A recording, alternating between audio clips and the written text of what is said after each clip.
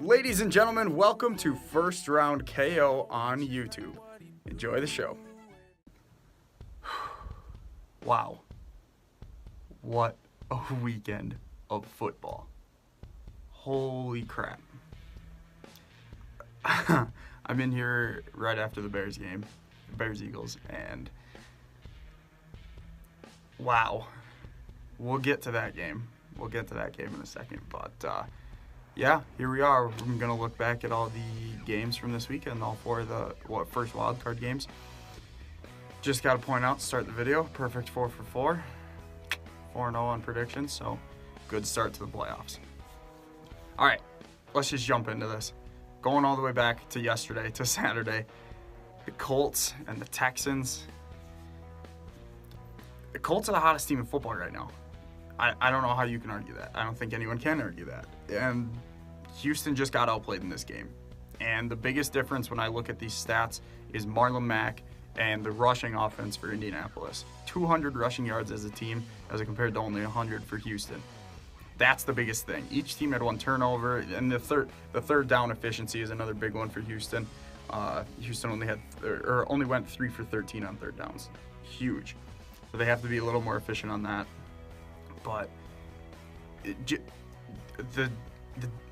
the weapons for Indianapolis have just become unstoppable. And Marlon Mack has become a huge guy. He had 148 of those 200 yards. T.Y. Hilton has been incredible. Eric Ebron has just become one of the most elite tight ends in the league. And Andrew Luck is able to use these weapons, and Frank Reich, they're able to use these weapons in the right way and get these wins in these big games, especially. They've been playing playoff football for about 6-7 weeks now, so huge win for Indianapolis. I really do think they're the hottest team in the NFL right now, but we'll see as that goes on. They play the Chiefs next week at Arrowhead. That'll be a really good game. But yeah, so then we move on to the next game, Seattle and Dallas. What a good game this was. Again, all of these games were fantastic. I love it.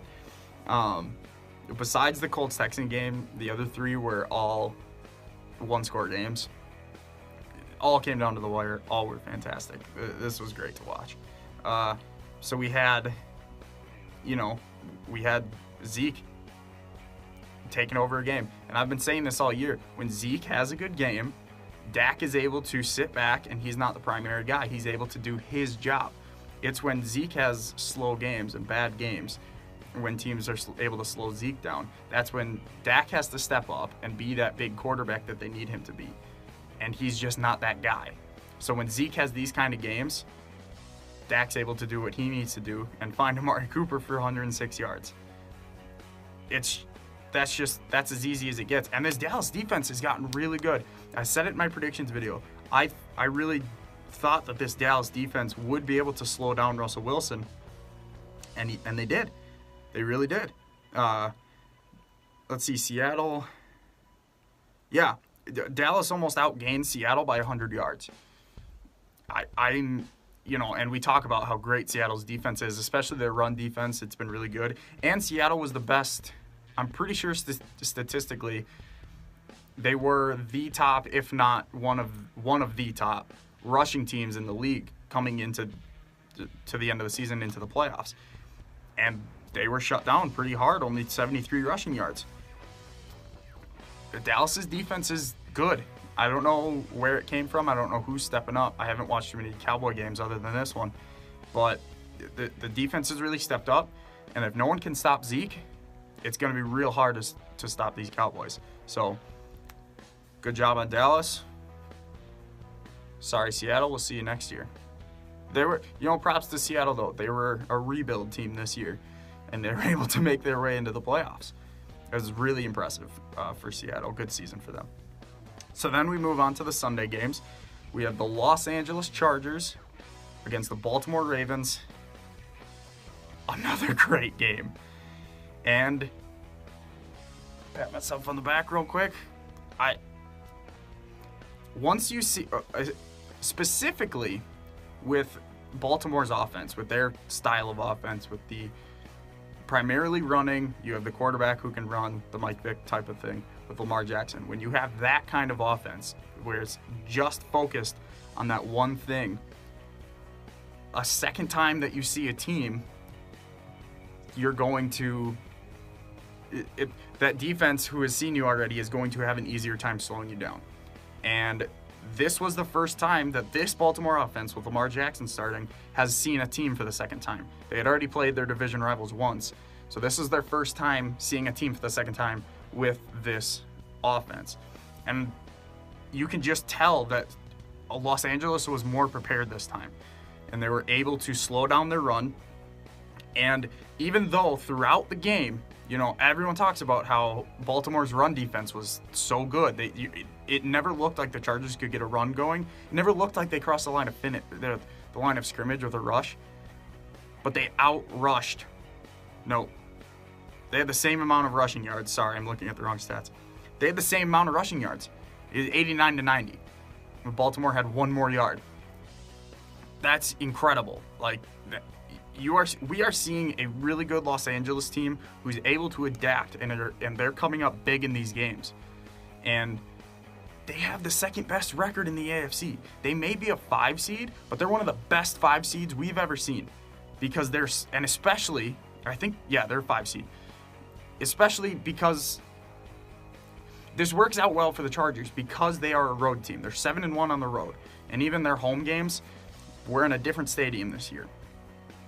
They are a road team. So maybe this 5 seed thing plays into their advantage a little better. I don't know. But they play really well on the road.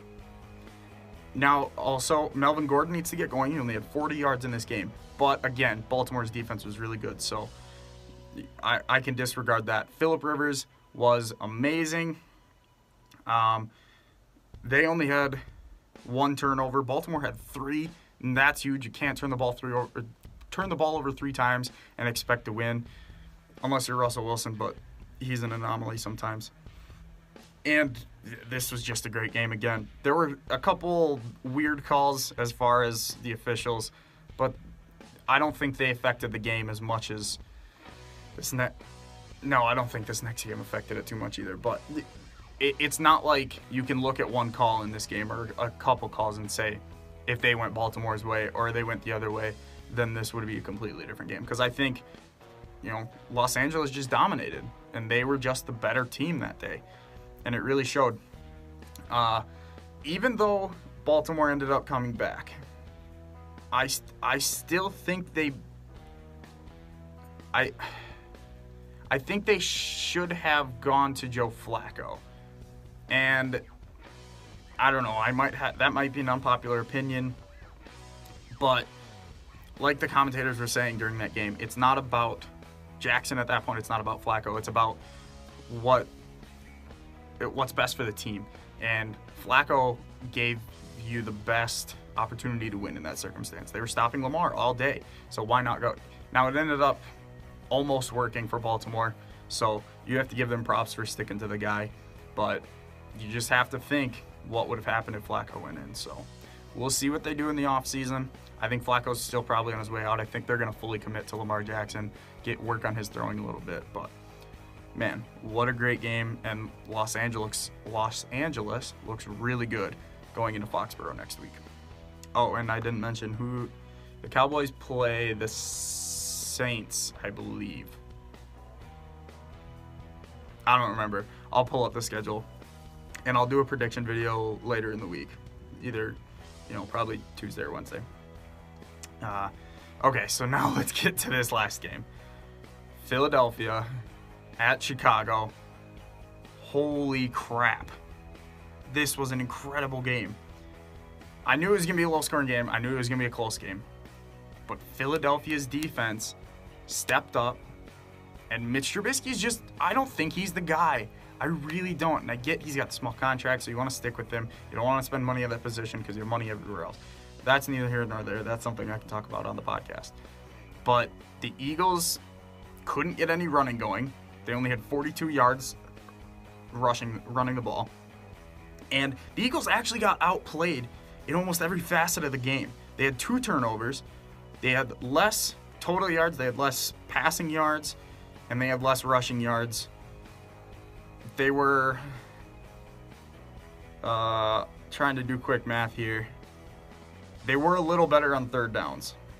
So, and then they had the 1 4th down conversion to score that touchdown late in the game. But Cody Parkey. Okay, actually, first, before we talk about Cody Parkey, Nick Foles, the legend of St. Nick continues.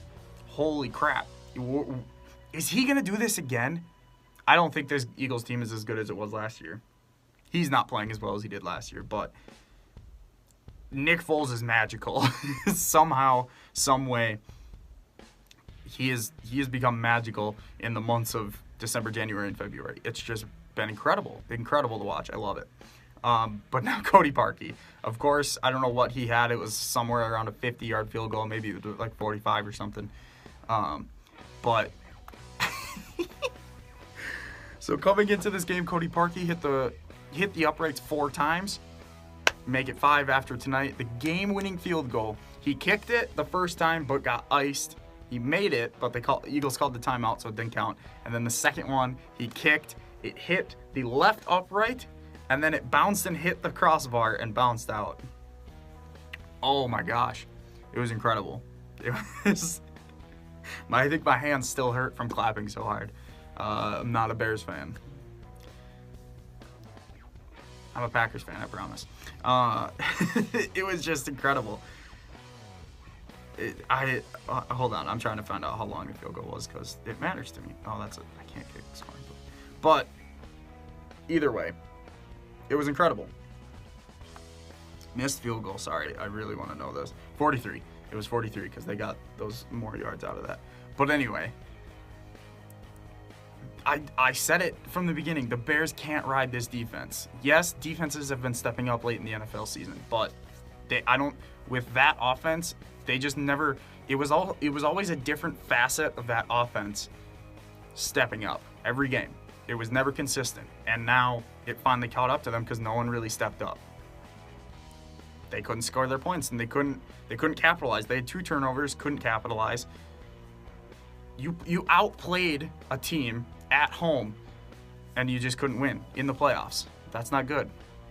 There needs to be a character change in that locker room, and you would think a coaching change would have done that last year, but whatever. I don't know. Somehow it didn't. But something needs to change there. I heard Vic Fangio is being